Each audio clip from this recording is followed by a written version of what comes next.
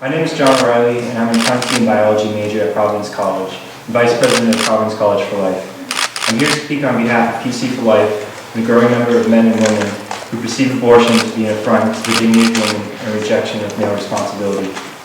While I have many concerns with this proposed legislation, I would like to focus my attention primarily on the damaging impact unrestricted access to abortion has on men's sense of responsibility, and the subsequent effect this has on the dignity of women.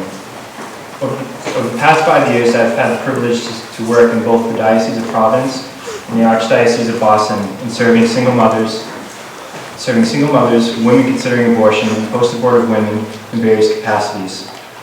I also work as a resident assistant in an all-male dorm at Providence College, where I experienced firsthand the culture of malehood on campus. These two roles have largely shaped my outlook on abortion. In my work at the diocese, I have met a great number of women who have been touched by the tragedy of abortion, as well as many who have wrestled with the prospect of abortion and the uncertainties which ensue from a crisis pregnancy. The women I have met come from diverse backgrounds. Many are young, come from minority demographics, and would almost certainly be counted among the working class. But abortion is not limited to this demographic. Several times a year, many women of a more affluent background attend Project Rachel retreats, which probably Nick mentioned earlier, in Providence and Boston. And many of these women come in a state of isolation and uncertainty with what to do as they face regret for their abortion. I believe we can all empathize with the struggles of these women, though never with full understanding. In these instances, the only appropriate yet inadequate response can be profound compassion and a commitment to opposing any and all factors which lead to this grave injustice. The first step in any attempt at a change must be a clear and unambiguous conviction of what is in fact the problem. In my personal experience, the common theme which underlies the story of nearly every woman I have worked with in this ministry is the abandonment, utter misconduct, and complete lack of responsibility on the part of the man. Just last week, I had the blessing of meeting Mary, a woman of a more affluent demographic, who had an abortion 10 years ago because her husband threatened suicide if she did not end the life of her unborn child. Feeling as though she had no options and fearing the culpability for her husband's actions, she elected to have an abortion.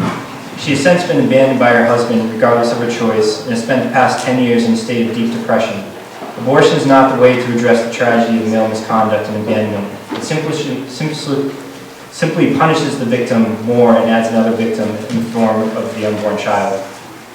But cases like Mary are not the result of spontaneous misfortune, but rather they are a symptom of a culture that has raised men to view women as an object toward which they have no responsibility. As a resident assistant, I experienced firsthand common attitudes of college men towards women. Nearly every day I find myself staying as a witness to sexually explicit comments about women, stories about weekend endeavors that border on sexual violence, and a general atmosphere that fails to recognize the God-given dignity, equality, and respect due to women. I'm not attempting to argue that abortion is the cause of this toxic culture, but I think it is beyond question that it is a contributing factor. Abortion is a way of enabling these college-age mindsets to continue throughout adulthood. Rather than teaching young men to own up to their actions and defend women and the future child which they are now responsible for, abortion makes it so that this lack of responsibility, vulgar internal disposition, and careless treatment of women can continue to occur. Abortion therefore continues the cycle of isolation and male abandonment that so many women experience before, during, and after the procedure. I must reiterate, abortion is never the most effective means of addressing such tragedy. Any legislation which aims to make this procedure more mundane and commonplace must be staunchly opposed. Bills such as H5343 offer a false solution to a systemic problem. Being an advocate for the poor, defender of women's rights and dignity does not lead one to support abortion legislation. Rather, a preferential option for the poor and true commitment to women's rights assumes a pro-life ethic as a precondition. Let us focus our efforts not merely on temporary solutions, but rather let us commit to a full redress of systemic issues which underlie the abortion issue, and in doing so, maintain a firm resolve to accompany men and women who find themselves in this situation with compassion and generosity. Thank you. Thank you, Mr. O'Reilly. Any questions? Mr. Knight. Thank you, Mr. O'Reilly. You talked about the culture of manhood, and I agree that at all ages, there are men and women who engage in despicable acts with regard to the other gender, particularly men, that's for sure. But there's another aspect of man suspect you haven't reached him, but I have. And I am a father. And I am the father of a daughter who is now 14. And my culture says that I raise her, and I protect her, and I guide her, and I prepare her to be a citizen of the world, a citizen of the United States, and a productive member of society. And what my culture of manhood says is that I want for my daughter exactly what I have. And in this particular milieu, what I have that is the subject of debate tonight is autonomy over my body. Her autonomy over her body down the road when she has to make those choices is at risk because of our political climate. And that's what we're here to talk about tonight. But I have independence over what I do and do not do with my body.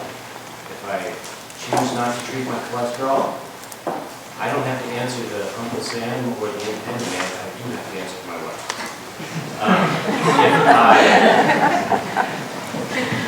If I choose to make decisions about my body, which will result in the end of my body, even in some states, assisted suicide, I can do that. And certainly around here, I can have a DNR.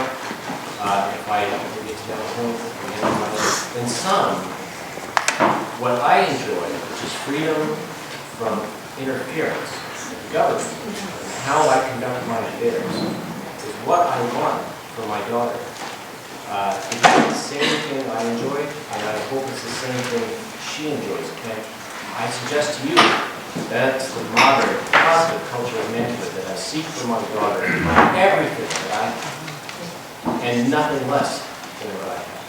And so I appreciate where you are and what you're telling us. That's the flip side of the coin when we get down the road.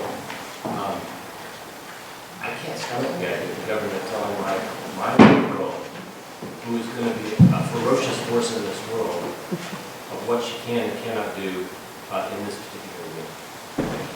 Yeah, if I may respond to that, I think that's a fair point, and I think it gets to the issue of freedom ultimately.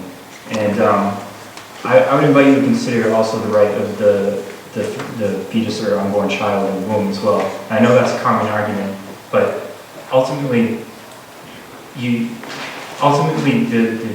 baby in the womb also should have that same autonomy that you speak of.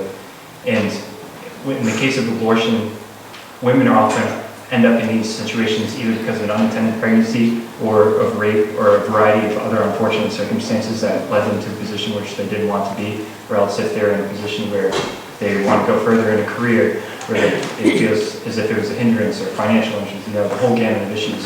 And I don't think that overrules the autonomy of a baby in the womb, I guess would be my response. And I'm glad you mentioned that because it's something I didn't mention.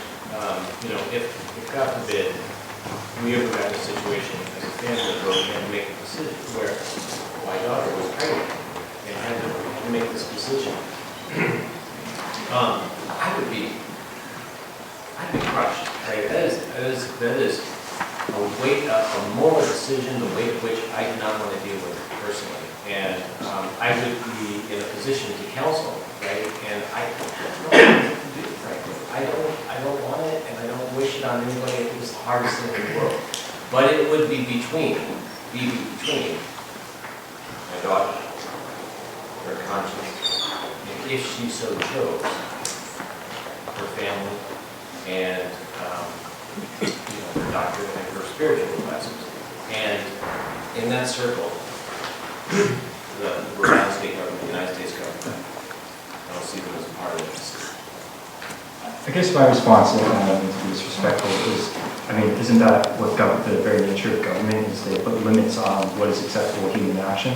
And I think, though this is a very private and personal sphere, I don't think that, and I'm not going to come up with examples on the spot, so but I don't think that is categorically different than anything in any other instance of government intrusion or government legislation, perhaps. I guess that would be my basic response. And that's the crux. Yeah, that is the crux. I agree.